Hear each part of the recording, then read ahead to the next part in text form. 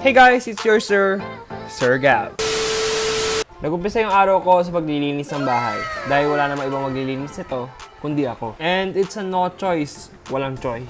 Kaya kung ikaw nanonood ka, maglinis ka na rin. Damay-damay na to, but kidding aside, I find comfort in cleaning my home.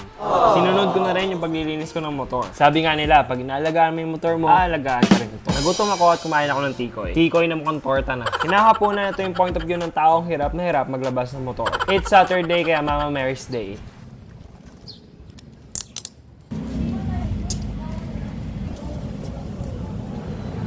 Fit check, hanggang sa may tao na, nahiya na. Ito yung daily struggle ko kapag nag-helmet ako dahil sobrang gulo ng buhok ko. Sinuot ko na yung medal ko dahil ako po ay lifetime member ng Cofradía de la Virgen de la Soledad de Portabat. I am also a cameraman sa aming social communication o SOCOM sa aming parokya. I always make sure that my Saturday is always for her. For Mama Mary. After Mass, dumaan ako ng grocery dahil pinapabili ako ng mama ko ng maling for our dinner. Pagkatapos naman ay dumaan ako ng pandesalan para bumili naman ng pandesal. Random video ni Rain.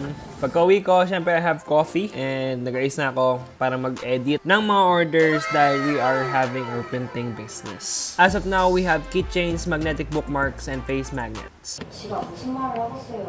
아기씨는 다 아시.